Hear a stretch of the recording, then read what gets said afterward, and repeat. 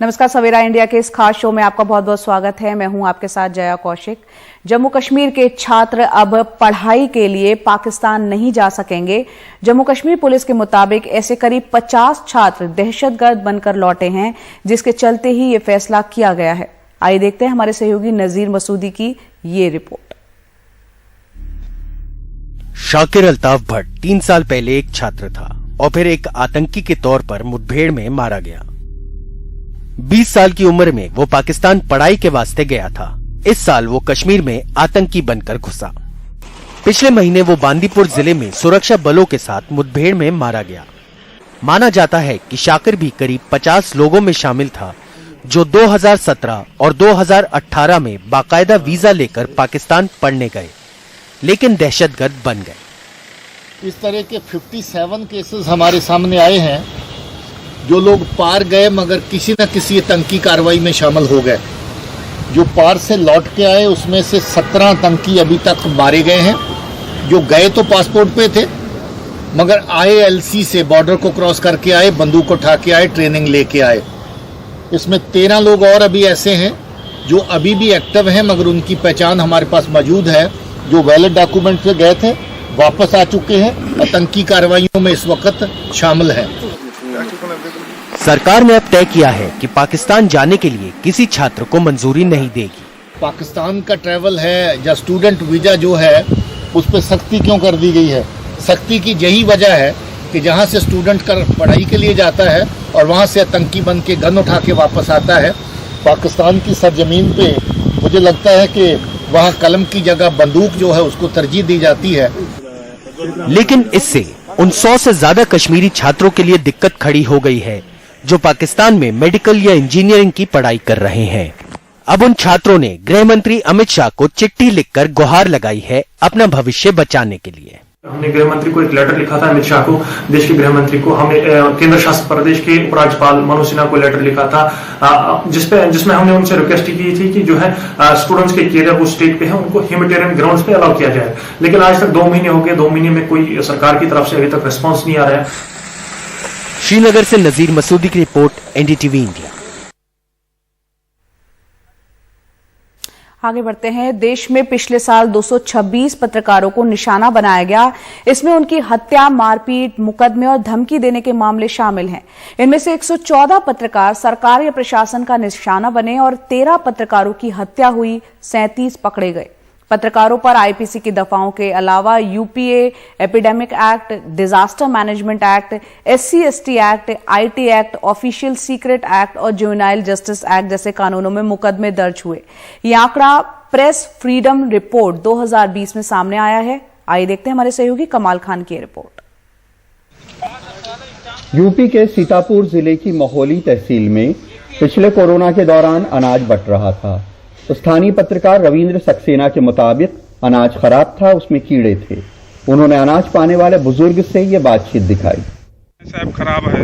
क्या हो गया था बताइए, किसने दिया चावल आपको? ये टोनियम बंद थे, वो छोड़े गए हैं, ये दिए हैं पैकिंग। किसने आपको दिया था? ये तहसील, ये नगर पंचायत वाले ने दिया। तो ये आपके सारे सभी खराब निकल गए हैं चावल? तो 1 पैकेट निकला है। रविंद्र सक्सेना पे वहां के लेखपाल की शिकायत पे 8 दफाओं में मुकदमा हो गया। अपने द्वारा खबर चलाई गई को डीएम को दिखाया भी गया था, तो डीएम ने कहा था कि आप बिल्कुल अपनी जगह पर सही हैं, मैं इसकी जांच कराता हूं और संबंधित लेखपाल से मिलकर इसको पैचअप कराता हूं। वरिष्ठ पत्रकार आकार पटेल को गुजरात में 22 सितंबर 2020 को गिरफ्तार किया गया। उनके ऊपर बीजेपी एमएलए पूर्णेश मोदी ने आरोप लगाया था कि उनके 24 और 27 जून के 3 ट्वीट्स आपत्तिजनक और घांची समाज के खिलाफ हैं। आकार पटेल कहते हैं कि देश में कई ऐसे कानून अभी भी हैं जिनसे पत्रकारों को दबाव में लिया जाता है। Bharat world press freedom ranking में 142वें नंबर पर है और इसकी सबसे बड़ी वजह यह है कि भारत में ऐसे बहुत से कानून हैं, जैसे कि सेडिशन है, क्रिमिनल डेफेमेशन है और क्रिमिनल कंटेम्प्ट है, जिसके जरिए सरकार जो है पत्रकारों पर दबाव डालती है और पत्रकार ये महसूस करता है कि वो अपना काम नहीं कर पाता।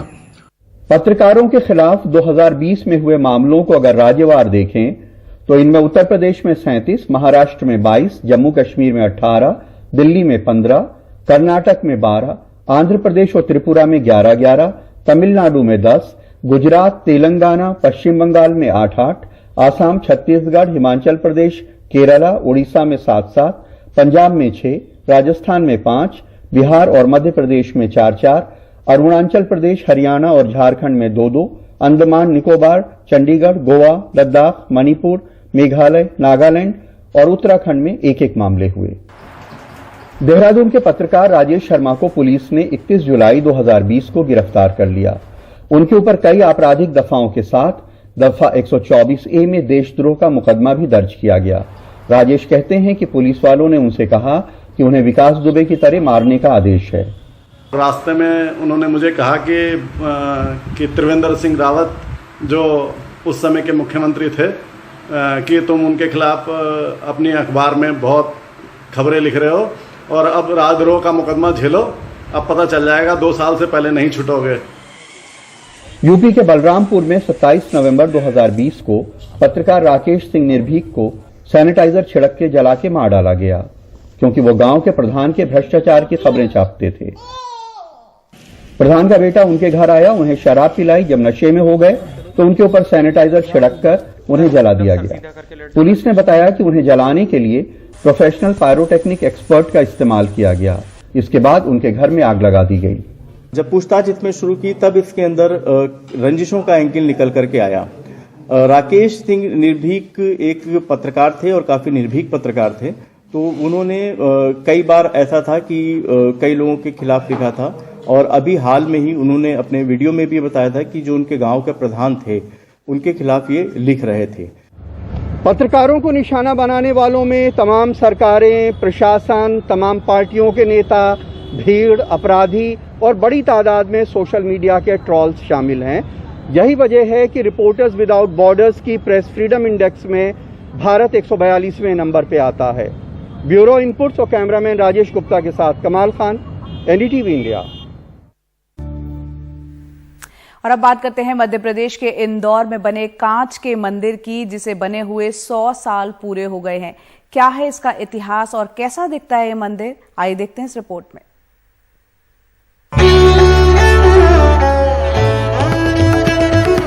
इंदौर का कांच मंदिर 11 जुलाई को 100 साल का हो गया। इस मंदिर में अंदर फर्श से लेकर अर्श तक सिर्फ कांच ही कांच नजर आता है।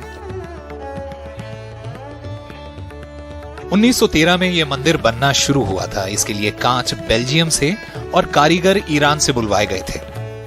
इसमें काले संगमरमर की भगवान शांतिनाथ की और सफेद संगमरमर की भगवान आदिनाथ और चंद्र प्रभु की मूर्तियां हैं। इसे इंदौर के कॉटन किंग कहे जाने वाले सेठ हुकुमचंद ने बनवाया था।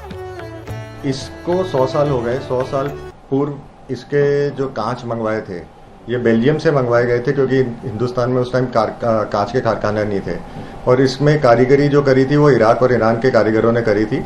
और जो मेन मंदिर का निर्माण हुआ था वो राजस्थान के कारीगरों ने करा था। इसमें 7 से 8 वर्ष लगे थे। ये मेरे पूर्व परदादा जी ने बनवाया था, सेठ हुकुमचंद जी ने। पत्थर तो राजस्थान से लाया गया था और इसको चूने से जुड़ाई करी गई थी, क्योंकि उस टाइम सीमेंट का प्रयोग बहुत कम होता था और चूने की जुड़ाई होती थी। 11 जुलाई 1921 को तैयार होने वाले इस मंदिर की उस वक्त 1,62,000 रुपए लागत आई थी और इसे सेठ हुकुमचंद ने अपने निजी मंदिर के तौर पर ही बनवाया था। इसे करीब 250 कारीगरों ने 8 साल में तैयार किया। एक सोने का रथ भी बनवाकर रखा गया था, जिसे आज भी महावीर जयंती पर निकाला जाता है। इसके बारे में कमेंट्स करना ही, जितना कमेंट्स करे उतना ही कम है। बहुत बारीकी से काम किया गया है और जो जैन इतिहास है वो भी बहुत बारीकी से लिखा हुआ है। ये जो सामने लिखा है ये 3 लोक का ये दिखाया गया है, स्वर्ग, पृथ्वी और नरक का।